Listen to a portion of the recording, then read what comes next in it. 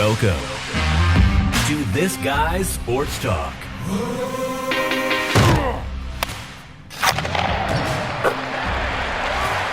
Let's get started. Here is your host, Baldeesh Singh.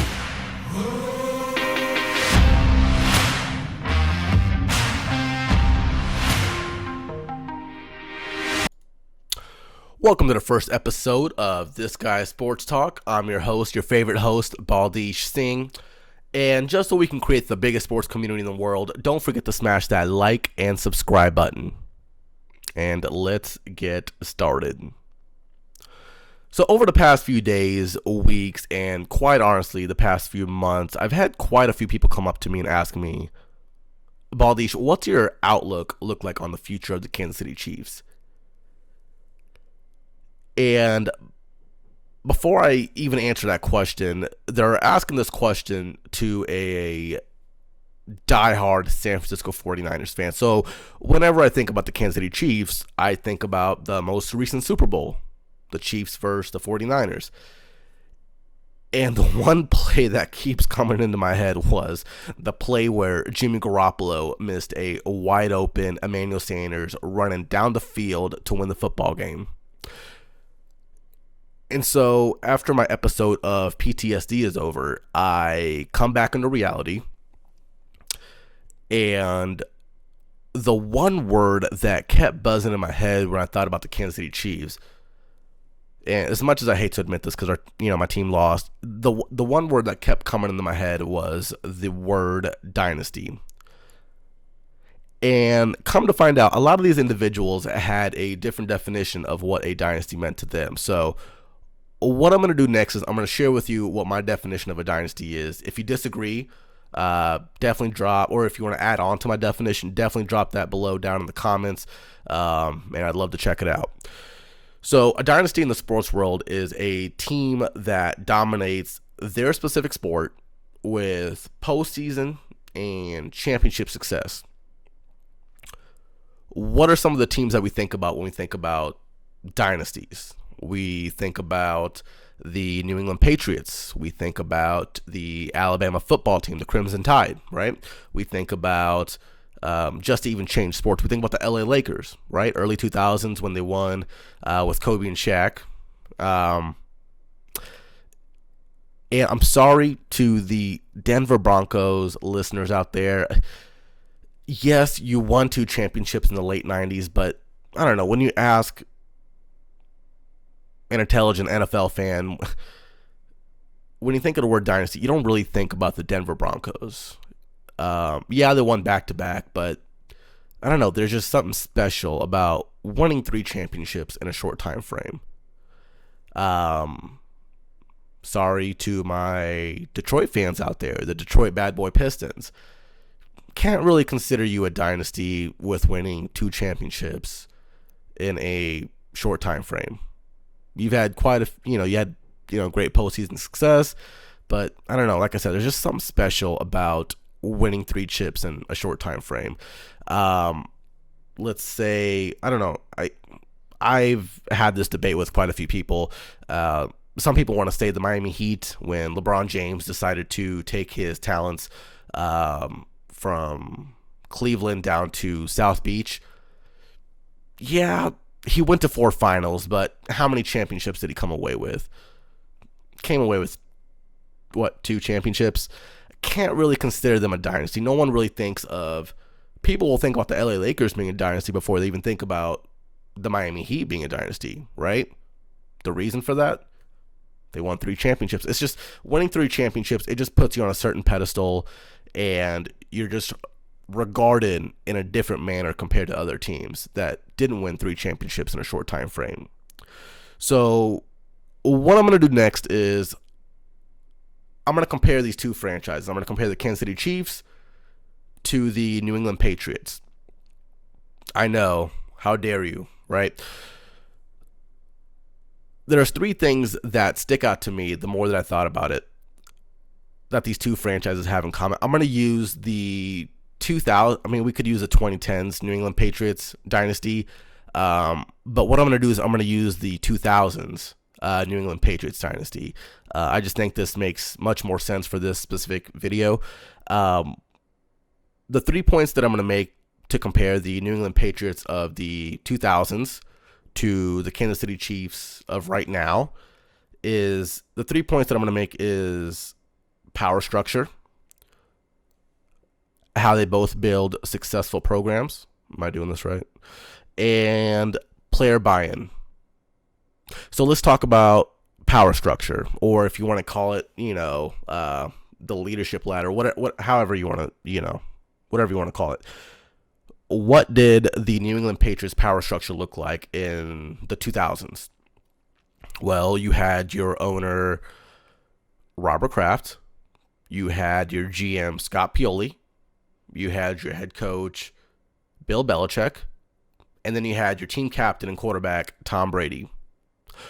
What do we have here in Kansas City? We have Clark Hunt, right? I can't ever say I've heard anything bad about this guy. I've never seen anything negative about him in the newspapers. I can't say I've ever heard anything negative about him on the internet. The guy stays in his lane. He does his job as an owner, which is own the team and let others do their job. He's not a Jerry Jones and quite honestly, I'm a firm believer that the Dallas Cowboys, they would have won more than 3 championships in the 90s had he didn't feud with Jimmy Johnson, right? Jerry Jones wanted to take all the credit. He would go into the locker rooms. He would tell Jimmy Johnson how to coach. And at the end of the day, they won a couple championships, and Jimmy Johnson decided, hey, I can't coach in this environment, and they mutually separated. So Clark Hunt, never heard anything bad about the guy. He does his job as an owner. Who's next on the power structure? We have Brett Veach. Well, Brett Veach has done an excellent job of scouting, drafting. I believe he started with the Kansas City Chiefs in 2013. He started off as a college and pro personnel analyst. He's done a great job of scouting talent in the later rounds. And I'm going to hit on those late round picks that, the Kansas City Chiefs have hit on. But I don't really hear too much about Brett Veach, right? He stays in his lane, and there's no ego between the owner, the GM, the head coach, or even the quarterback. So who's next in the power structure? You have Andy Reid. Before he arrived in Kansas City, he had I know he didn't win a Super Bowl with the Philadelphia Eagles, but I would still say he had a successful run. He went to 5 NFC championships, which lets you know that he's made it deep into the playoffs multiple times. He even had a Super Bowl appearance, ended up losing to the Patriots. But he's had postseason success, proven track record, right? You feel comfortable hiring this guy to be the coach of your football team. Who's next on the totem pole? I'm still getting used to this guy. It's my first episode.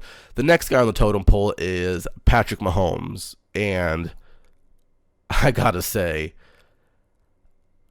this guy is an absolute alien. And it's not because this guy eats steak with ketchup. I don't know, this guy comes from Texas Tech. He plays in an air raid offense with Cliff Kingsbury, right? The head coach of the Arizona Cardinals with Kyler Murray right now. He comes from Texas Tech, an air raid offense. And typically, quarterbacks that come from that kind of system, the air raid offense, they don't typically succeed in the NFL. But this guy gets drafted in the first round. I believe he was a 10th overall pick. The Chiefs traded up to get him. In his first full starting season, oh my gosh, this guy throws for over 5,000 yards, throws for over 50 touchdowns, and wins NFL MVP. So how does this guy follow up the following year? Yeah, he lost in the AFC Championship. I mean, he lost to Tom Brady. there's plenty of people that have lost to Tom Brady. So how does Patrick Mahomes follow up the next year? It's really hard to follow up 5,000 yards, 50 touchdowns, and NFL MVP. This guy still has a great season next year, or last season. I know he hurt his ankle, had some ankle issues, but he still put up great numbers. He gets his team into the postseason. He's down by 24 points to the Houston Texans. And I don't know how it happened. I guess the Houston Texans just had a meltdown, or you can just call it the Patrick Mahomes effect. I don't know what it is. Patrick Mahomes just has this crazy it factor that very few quarterbacks have. So you're down by double digits to the Houston Texans, and you end up just pummeling them by double digits. Let's go to the next round, the Tennessee Titans. They're down by double digits, and they beat them by double digits. The Super Bowl. The San Francisco 49ers are up by 10 points with 7 minutes left in the game. In my head, I'm thinking, oh my gosh, this is fantastic. They're just going to run the ball. They're up by 2 possessions. Let's just run the clock out. I don't know. I don't know how you're down by 10 points with 7 minutes left in the game and you win by double digits. This guy's a freak. I couldn't, I wasn't sure what I was more infuriated by. Was it the guy eats steak with ketchup, or he was down by 10 points with 7 minutes left and he still beat us by double digits?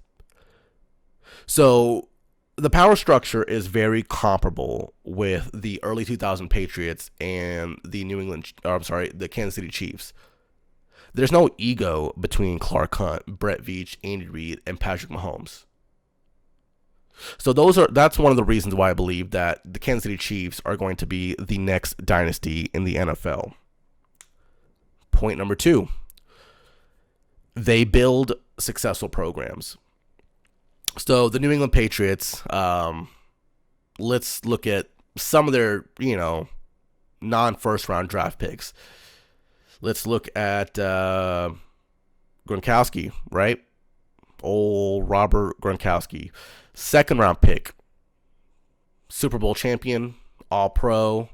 Not a first round pick, right? Asante Samuels, cornerback. And I'll say this. Yeah, the quarterback position is the hardest position to play in the NFL. I'd have to say the cornerback, defensive back, cornerback position is probably the 2nd hardest position to play in the NFL. And they drafted this guy named Asante Samuels in the 4th round. And typically when you draft a cornerback in the 4th round, it's more of a depth pick, someone that can maybe play the slot, or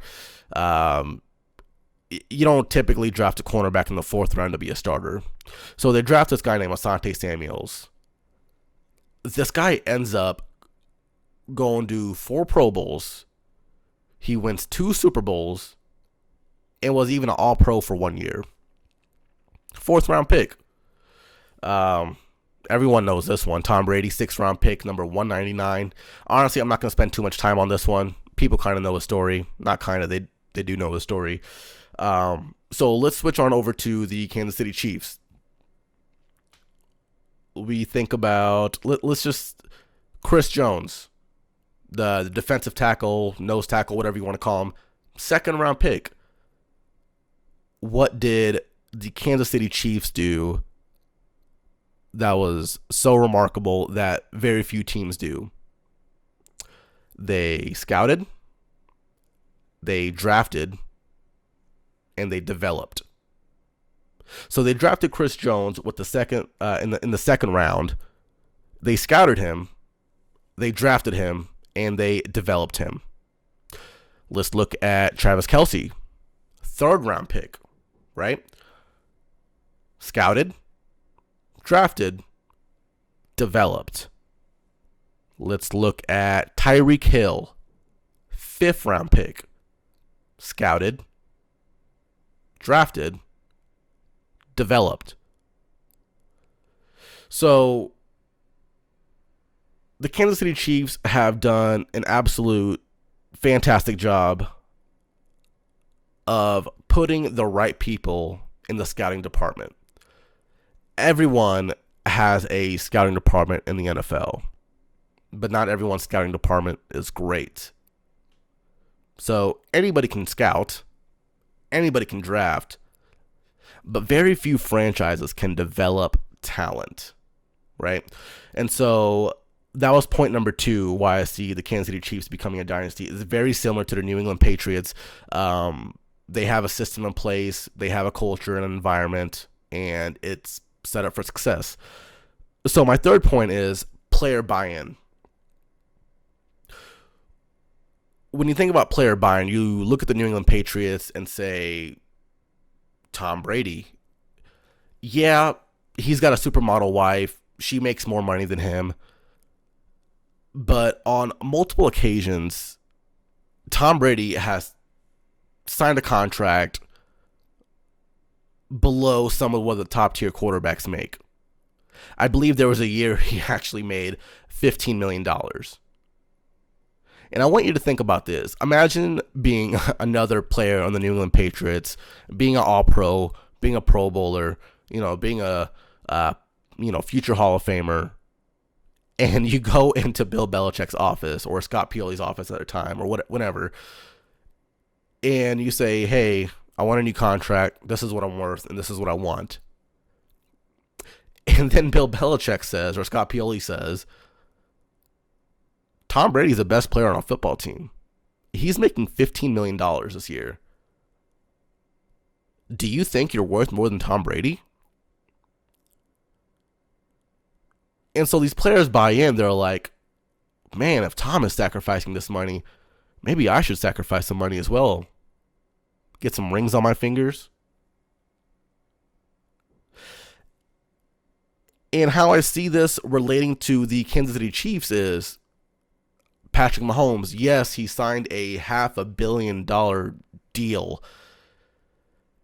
And you're going to say, that wasn't a team-friendly deal. Honestly, ladies and gentlemen, it really was. And let me explain why. So you have Patrick Mahomes. He signs a 10-year deal, which I can't really, and maybe someone can point, I can't really remember a time where an NFL player signed a 10-year deal, but if you do know, definitely drop that down in the comments because I can't really think of one at the moment. But the guy signed a 10-year deal for $500 million. And before the pandemic hit, every single year the salary cap went up $10 million, majority of the time. So whenever the next quarterback is up to get their next contract, they usually end up topping the top quarterback at that moment in time. So this guy, Patrick Mahomes, signs this $500 million contract for 10 years. And what people don't realize, a lot of these quarterbacks, what they're doing now, like Russell Wilson, what Dak Prescott wanted, let's just use Dak Prescott as an example. Dak Prescott wanted to sign a 4-year deal. Jerry Jones wanted to sign him to a 5-year deal. Well, the reason he wanted to sign a 4-year deal was it's considered a short-term deal that allows him to re-sign another contract with the current salary cap. And with Patrick Mahomes, this guy is probably going to get past an annual salary probably maybe 3 years into his contract. And so, yes, he actually did take a team-friendly deal. So honestly, probably 5 or 6 years into Patrick Mahomes' contract, I'm sure they'll probably rip it up, sign a new one, so he can kind of get back up to what the top-tier quarterbacks are getting paid, right? But that isn't initially what Patrick Mahomes is concerned about. He's concerned about winning championships, not making money, right? Plus, he's got plenty of endorsement deals. He'll be fine, guys. I don't know if a lot of people know this, but I was thinking about this. How are the Kansas City Chiefs going to be able to pay all these great athletes to stick around? So after you signed Patrick Mahomes to $500 million to a 10-year contract, you still have Travis Kelce to sign, and you still have Chris Jones to sign. Well, come to find out, I don't know if a lot of people know this, but yeah, Travis Kelce and Chris Jones, they signed a big contract, but not a lot of people know they actually took a team-friendly deal as well.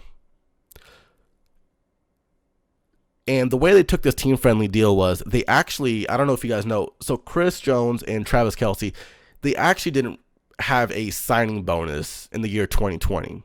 Typically, whenever you sign a brand new contract, it just comes with this ginormous signing bonus for your first year. And Chris Jones and Travis Kelce didn't have a signing bonus, which actually ended up clearing up $8 million in cap space. So when I think about the Kansas City Chiefs, they have a great power structure. Great power structure, right? They build successful programs. They understand how to scout, draft, and develop. And their players buy in. When you have the power structure of Clark Hunt, Brett Veach, Andy Reid, Patrick Mahomes, and there's no ego involved, ladies and gentlemen, whether you like the Kansas City Chiefs or not, they're going to be a dynasty. And what a better way to start a dynasty with not only a new year, but a whole new decade. So that was my first video. I hope you loved it. And make sure to take care of yourselves, because if you can't take care of yourselves, you can't take care of others. Thank you for tuning into this episode. Don't forget to like and subscribe, and we'll catch you on the next episode of This Guy's Sports Talk.